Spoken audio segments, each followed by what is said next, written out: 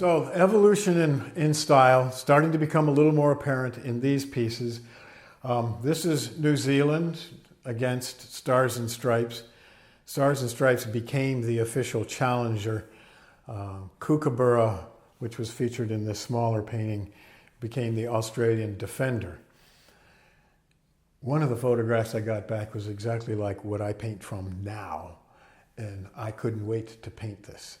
Now, Bill Koch, who is the chair of the A3, America 3 Syndicate, which are some of those paintings, just projected a probably 9 or 10 book series, beautifully printed books about art of the America's Cup, and it's divided up into decades. This painting got into that book about that particular decade. I was really proud of that. But the book is unavailable. It's very privately published, so it's pretty nice to have a copy. So this is Intrepid, leaving Muskegon Channel in West Michigan, on Lake Michigan. She has stanchions and lifelines now and everything, but you can see my style's starting to change a little bit more, softer. I get a lot of comments about how soft this is. It just comes from practice. A lot of masking, drafting tape and washes. Up on top there, I called him the aerialist. This is something that you see all the time at regattas. People checking out the rigging up in the masts, making sure everything's going to work right. There's a famous story of Ted Turner on the starting line. Everybody's charging the line. He has a crewman throw a handful of washers up in the sails on another boat next to him. They all fall down on the deck. The crew's looking up and see what broke. Nothing broke, but their focus was broken. That just kind of, I love the apocrypha that's all built into sailing. This piece, signed by Dennis Conner, it's one of the ones that I took with me to crash the christening of Intrepid Wind Dancer.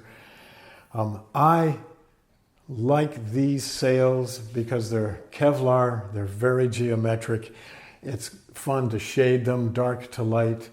As technology became more involved, and you'll see it in the newer paintings, the sails started to turn into semi-transparent, translucent sails with stress loads mapped out in them like contour maps. A real pain in the butt to paint. These are all my photo credentials from all the big major regattas I've been to, from J Boats in 2012 to America's Cup in '92. Not only does it document my regattas, but it also documents my hair loss, because I had hair up to this point, then I started wearing hats. More early pieces. This is Passing the Mantle. This is Defenders Trials 1992. Stars and Stripes did not get the Defenders position in that America's Cup. It went to A3, which is in some of these other paintings.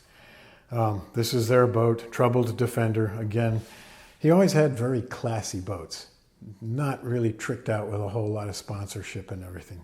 Quite pretty, well done. She'll be in another painting.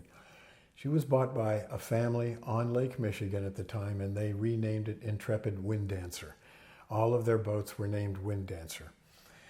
Dennis Conner came to the christening. I had these paintings. I crashed the party.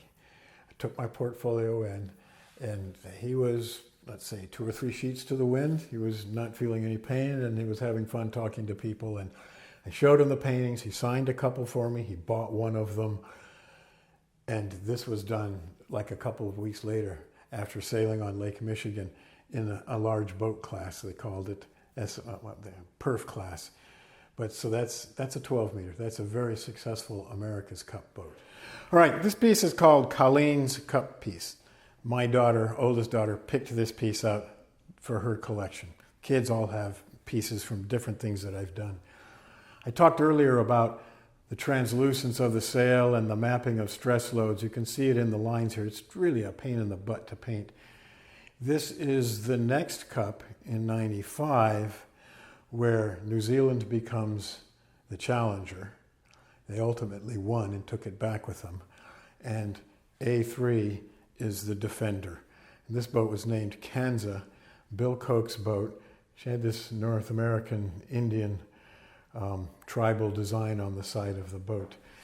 So it's rather rushed. It's a different style of brushwork, Colors are a little bit more muted. They're not as chemical as some of the early pieces are. And there's this transition. I'm starting to move away from glaring cobalt violet and ultramarine blue like in that piece, and start to see a return to it. Different frames of mind. Sometimes it's an awkward angle because you're looking up the swell at the boat as it's coming up to round the mark. This is A3. She doesn't have her jib, her Genoa up. They're going racing. This is before the race.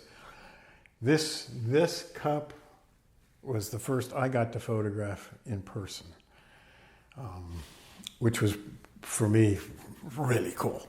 I didn't have all the photographic equipment all these guys did, but I paid my $50 a day to get on the boat and shoot next to them. So getting to see them coming out to race, I shot literally everything. Things that most of the guys who were photojournalists wouldn't shoot because they have editors, they have magazines, they have constraints.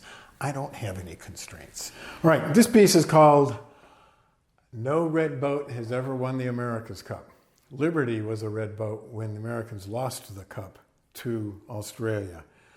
The red boat here is Il Moro di Venezia. It's an Italian boat skippered by an American, Paul Kayard. This is A3's boat. You can see in here the lettering for it, the sign from Kenza. Bill Koch is in the back here, the owner. Variety of very good sailors on this boat. Paul Kayard was the skipper on this one, another very good skipper. But you can start to see softening of colors, tones. I'm still using a little bit of drafting tape just to keep edges, but it's I like this piece a lot. It's a good painting. Reflected light off the deck, up underneath under uniforms. Faces aren't quite where I'm at right now, but it's a good painting. It's a big painting. I don't do big ones like this very often, but this one works. Some of them demand to be big paintings. So 43 years ago, I married the right woman. 40-something years ago, our first child was born. Phyllis's mother came out to Michigan where we were living to stay with us and Phyllis and our newborn Ken. But I bugged out to Florida with some friends of mine to go watch the Southern Ocean Racing Circuit, which was a huge racing deal in the middle of winter down in Florida. So these are paintings of maxi boats at the dock, Matador, and a really famous one named Kealoha. And oddly enough, they come close in an echo to what I'm painting style is now. The longer I've discovered, the longer that you do something, the more what you did earlier starts to weave back into what you're doing now in really odd ways. Choices of words, memories, colors, going back into photographs that you shot at this period of time, for instance, and saying, I'd like to try that, doing what I'm doing now. I've never done anything or exhibited anything like this in my life. I've never had such a body of work to work with either, but a retrospective at my age, at 73, it kind of works together. Reasons on back and forth on each other. It's kind of cool because I'd never seen all of this at times, because most of the time 2 or 3 of these would be in another show along with what I normally paint. But now it's kind of cool. So this bottom painting is kind of paired with the aerialist. It's from the same day, down in the Whitbread. It's very tongue-in-cheek to me because they're called railbirds, but this is how you balance a boat back at that period of time, by putting all your weight out on the windward rail. I had not figured out back then in 1994 how to paint hairy legs yet. I've got that figured out now. Hairy arms. So the rest of these pieces, this is from the America's Cup, with New Zealand being the defender. Stars and Stripes was actually aced out by this boat, Young America, but Dennis Conner made this weird deal to skipper the boat and have his crew on the boat, but also have some of Young America's crew on the boat. Needless to say, they lost because New Zealand went back down. This had the coolest Roy Lichtenstein graphic on it. Her eyes were closed. Halfway through the actual cup, when they're starting to get the idea they're going to lose, Somebody very tongue-in-cheek painted her eyes open so she could see what they were doing. Now, New Zealand, Roger Vaughan, who lives down in Oxford, a really good writer. It's kind of, I guess his specialty is more like biographies. He told me that I'm absolutely going to love painting this boat because it was all black. It said New Zealand up in the front because New Zealand's, their sport teams are called the All Blacks, like the rugby team and whatnot. And the back of the boat has this beautiful white fern device on it. So it was all black with this fern device. Well, I get to San Diego and I go, what the hell happened, man? We got Eat New Zealand apples, we got Lotto, we got Toyota. It's like, man, not quite what I wanted to paint. So anyway, I was again able to shoot the pictures. I shot this from a press boat, which means it's loaded full of reporters and things, not photojournalists, but I had a free pass. I won't ever do that again. It was rough enough to where they're all eating and drinking on the way out the channel and they get out on the water and the boat's rolling and they're throwing up. And I wasn't close enough to get this. So the geometries of this, I'm still using some celluloid colors, so to speak, in here, but it's getting softer. And I hate lettering. This eventually became the defender, and she lost. She just wasn't as fast. And it was an odd combination of skippers and crews not having grown up on the boat, not having blended on the boat. So ultimately, the cup went to New Zealand. This goes back to the A3. No red boat has ever won the America's Cup. This is Il Moro de Venezia. She was a pretty boat. She wasn't all tricked out in sponsors, graphics, and everything. Raul Gardini, I think, was the syndicate head, got caught up in one of those scandals in Italy, and in my point of view, did the honorable thing and took his own life. Much to Paul Kayard's disappointment because they had a very good, solid relationship. Whitbread, this was the last, these are paintings from the very last Whitbread Round the World race. After this race, it became the Volvo Round the World race, and it's under some other title now. But we were lucky enough to have an entry from Chesapeake Bay named Chessie. George Collins was I don't know if probably the syndicate director. Through him and through Living Classrooms in Baltimore, I was able to take pictures of them doing sail trials here on the Chesapeake Bay before the actual start of the race in England, in the south of England. Got a lot of really nice pictures that day. In exchange, this is how a lot of my events worked, or my ability to get to them. I exchanged artwork for media passes, for compound passes, and later on when I went to New Zealand or to Spain, I traded a painting for airfare and hotel or room and board. It works. It's a good way to do it. So this is Chessie. She's sail trials on the Chesapeake. Colors are still a little bit more celluloid-like, but there's still, this bay has the most amazing colors in it, and every now and then I have to resort to pretty blues, like a cerulean blue, for instance. So now, the start of the race was in the south of England, on the Solent, and the English are absolutely freaking nuts about major regattas. They come out on the water in every conceivable type of boat, bathtub, with sails, whatever. And what was a fairly, it was windy, but it became a total chop. Just lots of boats making chop, and these guys plowing through it. And you can see the swells, the different reflections. This is the Isle of Wight in the background on this boat. French boat, Merit Cup. This is a boat called the America's Challenge. It was from Central America, Mexico. You can see a majority of their advertising. These boats are tricked right out in advertising. I hate lettering. But to go to this event and not paint them like this, self-defeating. So I learned how to letter. But I like, the way the light is on the other side of this swell here and it's bouncing up in the front of the boat. You can start to see more attention to the people. this evolution to crew portrait by posture. People on these boats said, I know who that is because that's how he stood, or that's how he used his hands. This piece, well, this one's also from the start. Okay, it's probably the only vertical in the whole collection. I don't know why. I do know why. Because to paint all of that is a pain in the ass.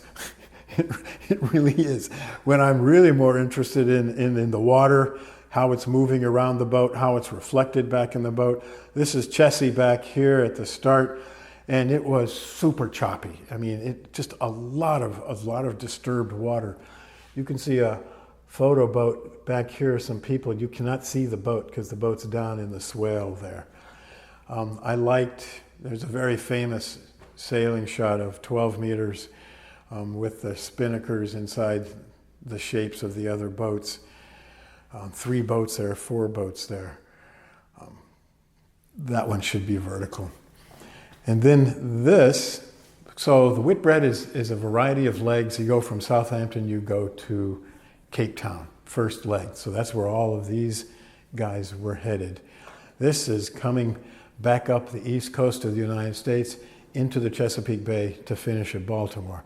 So we got to go out and photograph them coming up pretty much on our own because there was not a lot of people out, no public that was out or anything to do it. And get close, get in and amongst them and shoot. So this evolution of getting closer, trying to find the geometries. I don't need complete figures. Try to avoid the butt shot, which is really hard to do on boats with more than one person on it. So this is, if I remember correctly, Chessie, and in the background is Toshiba, which was Dennis Conner. Dennis Conner and the young man from New Zealand, it'll come to me in a second, we're supposed to skipper together. And huge egos, butting heads. So far what you've seen are a series of paintings from the America's Cup, from the Whitbread Round the World race. I also am asked at times to do commissions of people's boats. I used to have a 6-page contract that pretty much said, if you don't like it, tough. I'm going to paint what I want to paint when I paint these. And that way, if you don't like it, I end up still with the painting that I like. That used to scare off a lot of people. Of late, it seems that they're coming faster. Painting at the top here was for Mr. Frederick Eaton. Now, if you know anything about Canada, Eaton's is a major department store. I got to meet him at a sporting art exhibition down on Brays Island in South Carolina. His wife kept pulling his sleeve because he was talking to me. He came back later and said, I want you to paint a picture of my boat. Well, I didn't have any. He sent me some really good photographs taken by the boat designer of Mr. Eaton and his son taking the boat winter to summer. So it's out of winter storage and they're sailing it to where they live. It's his family crest, which he wanted me to have on the print for him. It's a beaver with a twig and a maple leaf wreath around it. It's a good painting. That's 2016. There's an evolution, if you pay attention to what you're seeing in the film here, of styles. This is 2015. This is a commission by Mr. Richard Slaughter, who used to run the Attractions magazine out of Easton. This was his boat, Black Pearl. Asked me to come down one Wednesday afternoon for an evening sail and set of races. It was the most beautiful light, most incredible reflections. And I dearly love late afternoon light. It just has a different tint to it, and the angle of it, it speaks to a lot of things. In another life, in another family, of which I was a part of at the time, I learned how to race scows on the Midwest, cutthroat, one design competition on White Lake, which is where we were living at the time. In this painting, that's myself, that's Larry Brand, and that's his mom. And we're racing on a sea scow. Classic Larry, the name of his boat was Leading Brand, his last name. He had a massive heart attack and died at a very early age, just fell face down in the parking lot. He was very responsible for the sailing school at the White Lake Yacht Club. And I was asked to do a painting to donate to the yacht club in his memory.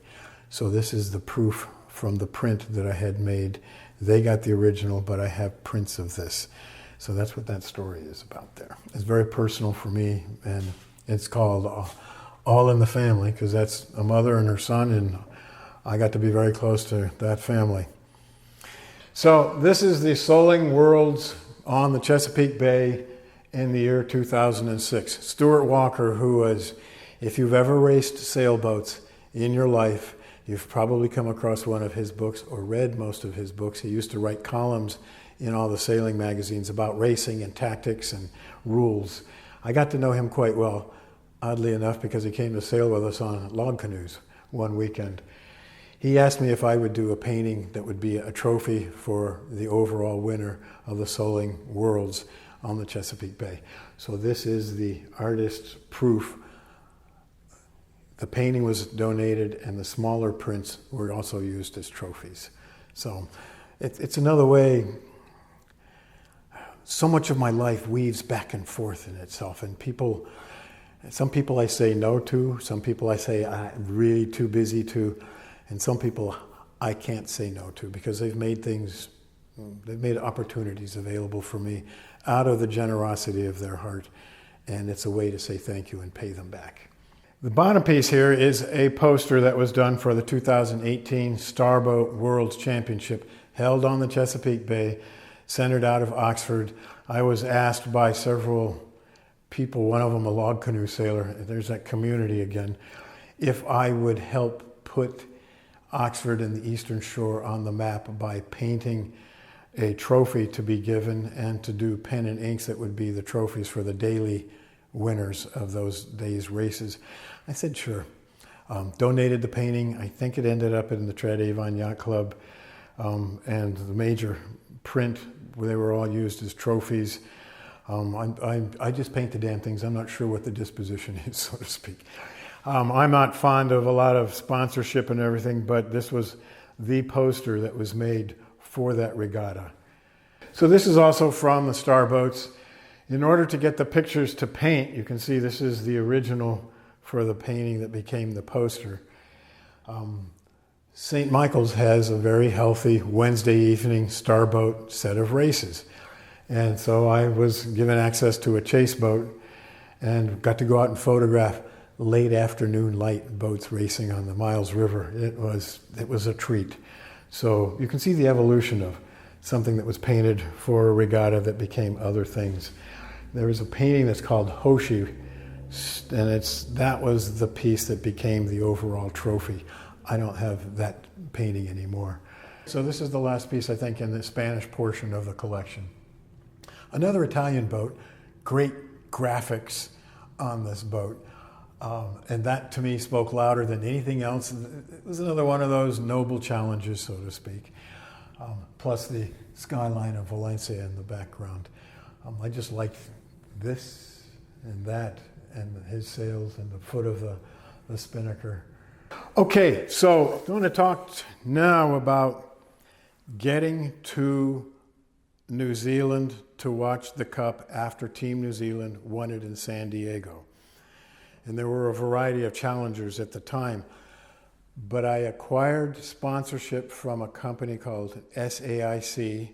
I'd have to look them up to tell you what it's an acronym for, Scientifically Applied Something. One of the creators of the company and president of the company lives here in Chestertown, and he knows of my paintings. I did actually a painting of his boat years ago. And we were talking about the Cup, and he said, would you do a painting of America One that we could give to the St. Francis Yacht Club, California, in exchange for your trip to New Zealand? And I said, oh yeah. And he said, but I will also pay for prints to be made to give to sponsors. So again, artwork got me someplace that I didn't have to spend a lot of money for. So down in New Zealand, oh my God, what an amazing place to go to watch. Those people are nuts about sailing, truly are nuts. So in this piece, it's called Red Moon, Luna Rossa, it's Italian, Prada, obviously the major sponsor. Not a whole lot of tricked out corporate logos on it. To me, a very pretty boat, very pretty boat. This is America One. That was one of the many challengers from the States that went down. This is Paul Kayard. Again, through SAIC, I got to go to Los Angeles and shoot the boat in sea trials, which was, again, a whole treat. Got my own photo boat. We could move all around. I actually got on the boat and shot a lot of pictures of things happening on the boat. I think I did 1 or 2 paintings of that. I remember because there's no place to hold on to. Everybody has a job. And they would tack, and I'd be kind of stumbling around in the back, and I heard somebody go, it's the artist. It just blew me off totally. I said, that's okay, I'm all right. But I got some good pictures that day, beautiful pictures, and because Paul Kayard was the skipper up here. He was the skipper on Luna Rossa, on Il Moro di Venezia, the other red America's Cup boat in the earlier paintings we looked at. I brought those with me, and he signed some for me, and then I gave him one also, so it's in his collection. This was the next cup in New Zealand. This was another American syndicate that SAIC got hooked up with. And it was the same deal again. Do a painting to give to the sponsoring yacht club and have prints made for the syndicates to either sell or as thank yous to people that sponsored. Sharon Green is one of the top 3 maritime photographers in the world. She let me paint from one of her pictures of this boat during sea trials, and that became the poster for One World. Okay, so the top painting is Luna Rossa on starboard, America 1 also on starboard. They're chasing each other at the start. This is down in New Zealand. These 2 boats were mentioned in the earlier discussion. Matt Tobriner from SAIC, this is his painting. This is what he picked for helping me get to New Zealand. And I love this interface of trading artwork for opportunities, trading artwork to people for opportunities, knowing that those people appreciate not only the artwork, but what I'm going to get to go see. So in New Zealand, Dennis Conner, again, with these classy boats, these dark blue hulls, and then the red, white, and blue, and his logo of the star with the stripes coming out. I just love the geometries of this one. And you can see some of the older school bits and pieces of color and waves, a bit softer here. I'm not using drafting tape anymore. And there's something to this painting that I really like. It's the white highlight of the rolled deck there. And they had this odd bow where the bow kind of came back instead of being plumb. It was an idea. They didn't do very well. I called it 3 stakes and you're out. Each cup that he was out was, I staked everything on it and he was out. Instead of 3 strikes you're out, 3 stakes you're out. And this one's called Remember Caesar, Thou Art Mortal. Very intense competition between these 2 boats to see who would get to be the challenger. And the challenger ultimately, if I remember correctly, was Alinghi from New Zealand, from Switzerland. Good, so now we're still in New Zealand. This is a team, Endesa was their name. They're from Spain. They had this crazy red and white stripes, shirts that made everybody think about prison gangs. But they did all right. They did, they competed. They won a few, I think. But for the most part, it was a valiant effort. But for me as a photographer, it was all of this reflected in the hull and the coffee scoop transom. I'm getting better at painting people. It's these ridiculous sails with the 3D mapping of contours. And then this piece, 2 of the American syndicates that came to race, Young America was one, and Abracadabra 2000 is this boat here. The starts of the races were very tight. A lot of one boat trying to get the windward advantage over the other boat, and a lot of tight tacking in and around. And I liked that. I liked the geometries, the overlapping shapes. Young America had, if I remember correctly, an unpainted hull, which was hyper-reflective at certain angles, really difficult to paint. And this one had sailfish and a variety of fish painted down the side of it. Neat graphics, valiant effort. We're back in New Zealand again here. These are two paintings of the same boat, the Japanese boat, Asura Team Nippon. A white hull, very reflective, which is what all of this is about up here. It's more about the light, truly, than about the subject, though I did like their graphics with their calligraphy, the bright red disc with Nippon in it, and the calligraphy on the boom. To me, it's the figures that make the action and the bow wave that's coming off of it. Same boat, skippered by Peter Gilmore, who skippered Kookaburra against Stars and Stripes in Australia back in the 80s. He signed this piece, which is why it's not for sale.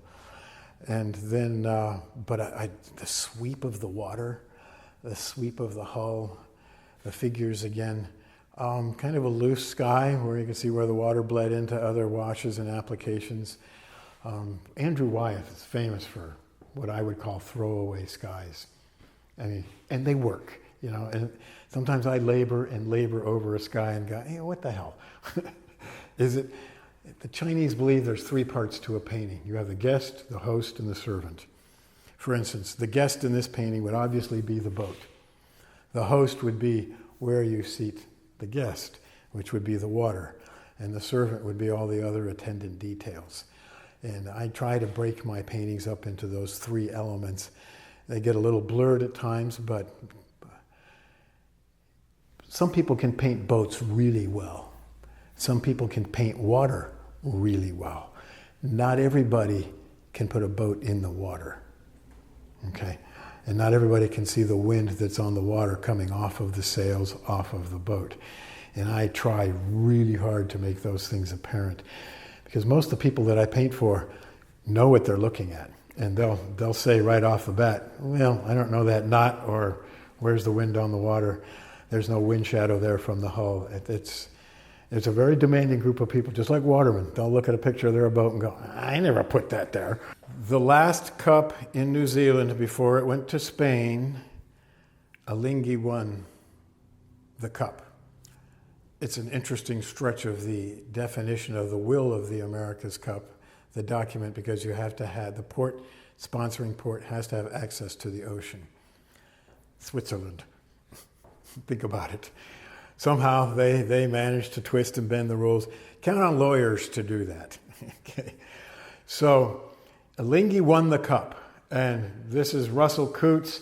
This is one of the first times I ever painted a close-up of a group of people that needed to be recognizable. And this is the afterguard. And when you look at their faces, you can see they're excited. They know they're on their way to winning this thing. And with all the technology, there's little handheld computers here and voice mics, and it just made a great group for me. And I loved the grays working through it all and the stripes. The piece over there at that end, that's the whole boat. That's Alinghi there. Alinghi was a word that the corporate sponsor or the owner, it was a word his daughter used to say. It became some kind of a term of endearment. They had crazy graphics, this wonderful spiraling of red that came through the hull and came up through the jib and everything. Again, those technologically advanced sails, tape drives, what a pain in the butt to paint. But the water, I'm very attentive to the colors in the waters that I'm painting. The more the water is broken up, water by itself without anything going on is it's pretty much a mirror. A little bit of wind just starts to riffle it a little bit. What's that Robert Frost line on its cat paws or something like that? A little bit of wake where it starts to turn. I have to be careful when I'm painting certain situations. The more you paint into a situation where the water is smooth and very little texture, the more you paint into it, the more wind you put into it. But these guys needed a certain amount of wind to race, which gave great opportunity for colors and shapes, action, geometries, reflections. All right, so now after 2 trips to New Zealand for their America's Cups, and then Switzerland won the cup, and they decided that they would be sailing out of Valencia, Spain. Now, if you're from Valencia, you use a theta and you say Valencia. My kids give me a lot of crap when I say Valencia. So I'm going to say Valencia. Alinghi, who won the cup back in New Zealand, is now defending the cup. And this is what's called the Louis Vuitton Challenger Series. They're actually in the cup now. They're racing against New Zealand again. So what you're seeing are these really tricked out, incredible graphics on New Zealand's boat at the Marc. They're getting ready to drop their sail. They've already dropped their spinnaker and it's going back in. Oh no, it's going up. It's at the Marc. Marcs are fascinating. My first America's Cup, I really didn't know what I was shooting because I'd never been around boats like that. I knew the history, I knew what they looked like, but shooting them to paint from was a totally different thing. And most of what I knew of those boats was other people's photographs. And one of the photographers on the boat, I picked my camera up, I'm going to start to shoot, and he says, "What are you shooting?" I said, "I'm shooting the boats." And he goes, "You're going to miss the whole point of this Marc here." And I figured, well, I got other Marcs that I can shoot, so I'll listen to what he has to say. Francois Moussy was his name. Nice guy, liked him a lot. He said, "Okay, I'll tell you, when you got your camera up, I'll tell you when to start shooting, and I'll tell you why after we all get our shots." And I said, "Fine." So the boat's coming into the Marc. He says, "All right, camera up, start shooting." And I shot, and I shot, and I shot. Boats are already round. We shot the whole Marc rounding. And then I sat back and I said, "Okay, why?" And he goes, "When you were going to shoot, you didn't see any faces." Now, if you have faces on the boat looking at you out of the image, you've already made an instant contact with the person looking at the painting or at the photograph. Made for a much stronger, more involved, interactive image. So when I got to start seeing faces and things like these, it's one of those things. And when they realized I wasn't competing with them for the magazine cover or the article lead shot or whatever their business was, they opened up a whole wealth of what to shoot, what not to shoot, when to shoot to me, which was great fun. And I was the only artist that showed up at 4 America's Cups in a row. So now we're in Spain. I got to go to Spain through I love the interconnections of things. Gentleman here in Chestertown, Tom Martin, owns a bookstore. His brother-in-law is the president at that time of the Spanish Stock Exchange. I wanted to go to Spain, but SAIC was no longer sponsoring an American Yacht Club entry. So I'm kind of thrashing about for how am I going to get there? And through Tom, he reached out to his brother-in-law, Antonio Zoida, and Antonio reached out to an art critic, sent him some website links of my work. The art critic was connected to the Spanish Challenger series, a syndicate in Valencia.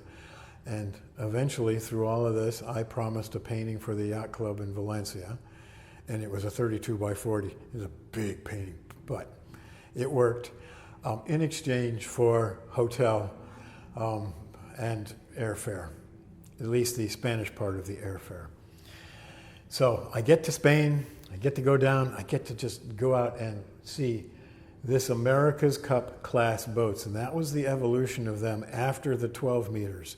So going back to when the Cup came back to the United States, they weren't 12 meters anymore. It evolved into bigger boats, more materials in the construction, different scantlings. That's the name of the rules of construction.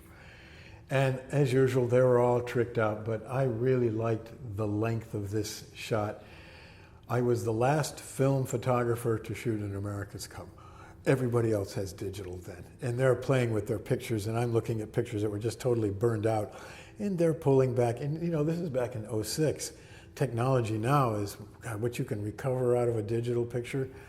I'm just looking at what they're doing. God, thinking, me, I'm just screwed here. I am such a dinosaur.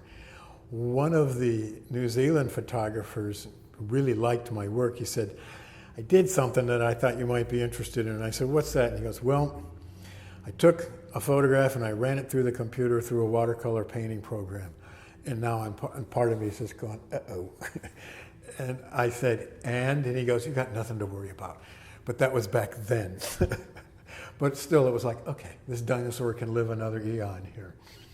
Right, now, to Spain again. 2 different boats. This is a Lingy again with that crazy red spiral. The Swiss were so crazy about this cup. A lot of them came to me to draw sketches of the Valencia waterfront like it was the waterfront in Geneva. And they were going to put it on a huge tarp and raise it up over the buildings along the waterfront, like they were racing for the cup in Geneva. Needless to say, the Spaniards were not at all happy in this idea. But it was one of those weird things that I get asked to do. I like all of this and all of this in these sails. And again, this 3D drive stuff is just crazy stuff. But again, up close, tight, cropped, not the classic sailing picture, which I painted in the beginning, in the earlier part of our conversation, because I didn't really know what I was looking at. I raced scows in the Midwest for 12 years. Those boats capsize. So taking a camera on the boat was not something I was really going to do. So I never got the on-the-boat shots. The painting that we talked about earlier about WH-23, that's from one of my wife's photographs. Now, Oracle, this is called tilting at the lists. In the Middle Ages, when you had the tournaments, they were tilting at the lists, which this whole thing reminded me of a lance. This is, that's all I'm going to say. It's kind of a backhanded pun on Oracle, but again, just the motion that's involved in the sails, and some of the, what do I want to say, continuation of patterning, water up in there. I like how things lock themselves together. There's not a whole lot of that in this one, other than that what runs through here. Okay, so that's Spain. So next regatta after this, all the America's Cups. I never went to another one after Spain. To me, Spain was the last seriously monohull America's Cup. Then they got into these rocket ship catamarans, and now they're into foiling monohulls. I don't know. It just doesn't appeal to me anymore. Guy Gurney, who's a great friend of mine, was a photographer of America's Cups and many major regattas all around the world. He stopped shooting the America's Cup when all the sponsorships started showing up, because the boats all used to be white or one color, beautiful to photograph. So now I'm sponsored again by SAIC because they actually had an entry in this series, this race around the world called the Global Challenge. The Whitbread starts out with the wind. The Global Challenge goes against the wind. And the boats are crewed by amateurs paying to race on these boats with a professional skipper and first mate. And they're very solid boats. These are not really tricked out Whitbread super light boats. These are very solid survivable boats. This was the start, as was that. It was one of the roughest circumstances I've ever had to shoot in, because at times it was driving rain, it was late afternoon, the light was failing. People were not shooting pictures because it was very hard to shoot. I'm thinking, I got to go to England the week before for sail trials for SAIC's entry, so I sailed with them. I got a photo boat to, I get a lot of really neat lucky breaks. Yeah, take the boat over here with you. Can you tell the reporter on the boat to get down below so I can't see him in the picture? And they get on the radio and goes, the painter wants the writer to get down out of sight. I didn't do it often, but it was kind of cool to be able to do. It got worse, and it got worse, and it's very intense. This piece is at the start where they're jockeying for the starting line. They're already started here. Isle of Wight in the background.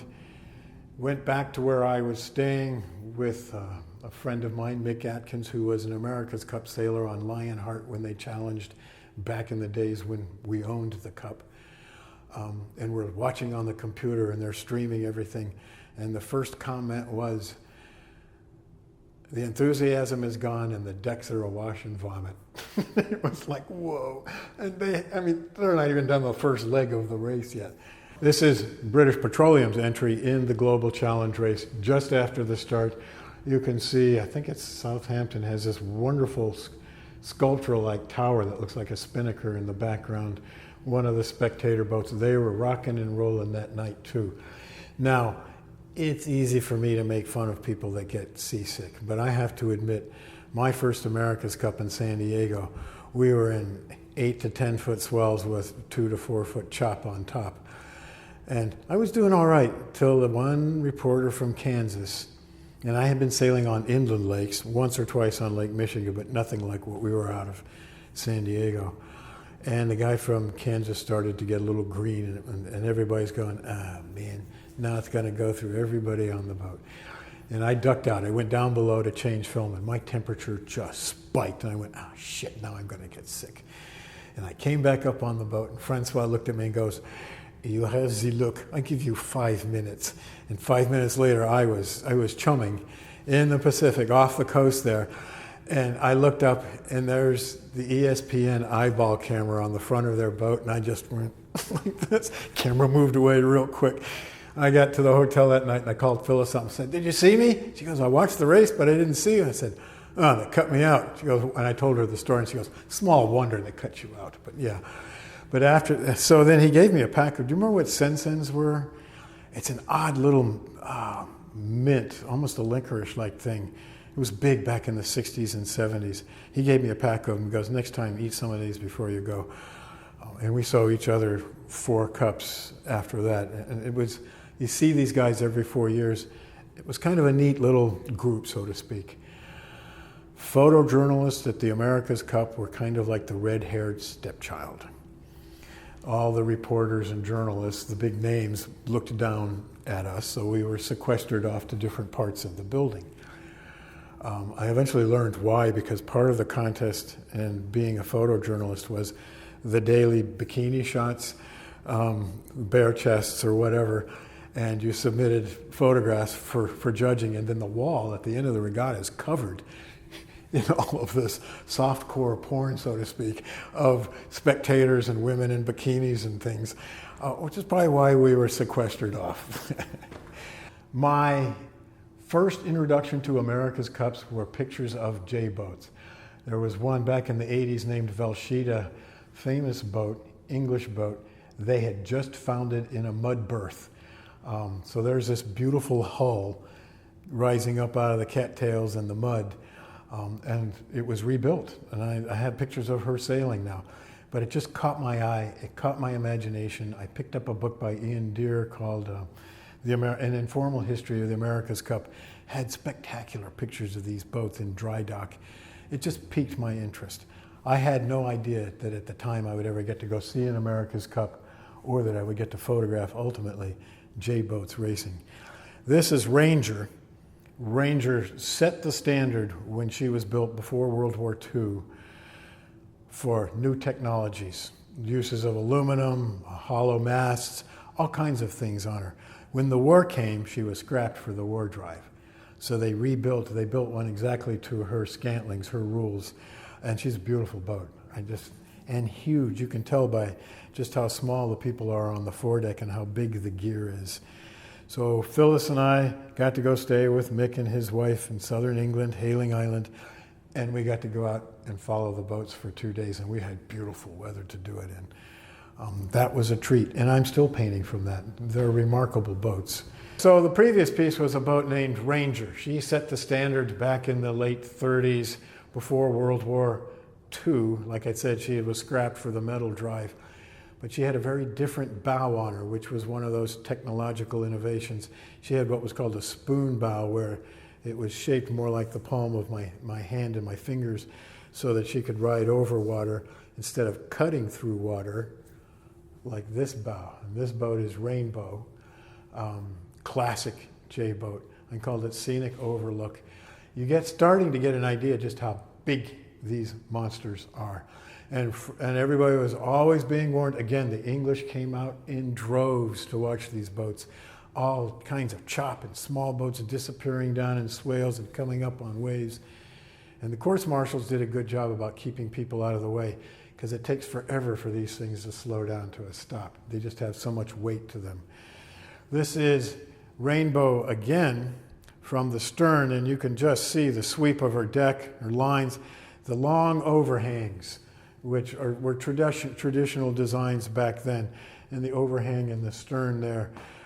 Beautiful cabins, cabin soles, cabin peaks, the woodwork. You have to be incredibly wealthy to own one and to keep it up and to sail them all over the world and to crew them. So that's the J-boats. Not only do I take pictures at these events, but what do I do when they're not sailing? What do I do in the morning before the races start or in the late afternoon? I take my sketchbooks with me all the time. I did sketches of watercolors of where I was. I also was very fortunate in the Spanish syndicate to have access to their compound in Valencia. In New Zealand, it was the Mascalzone Latino syndicate, and in San Diego, it was A3. This boat was the first America's Cup boat to be crewed by all women. It was called Mighty Mary, Bill Koch's boat. I have drawn from old photographs that I've taken, photographs that other people have given me, and what you're seeing here is a photograph from a gentleman's last name is Cameron from New Zealand. Great photographer. He gave me one. He said, "Here, draw this."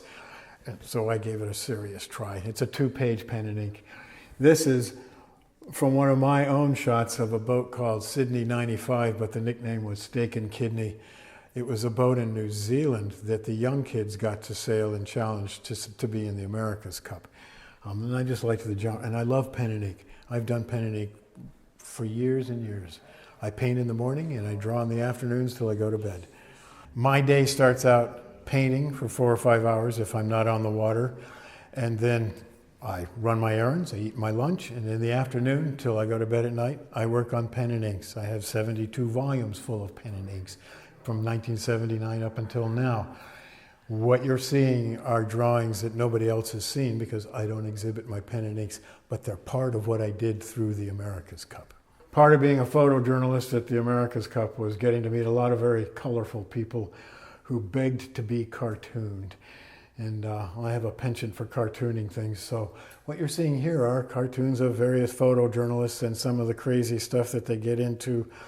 Lens envy, pelican cases,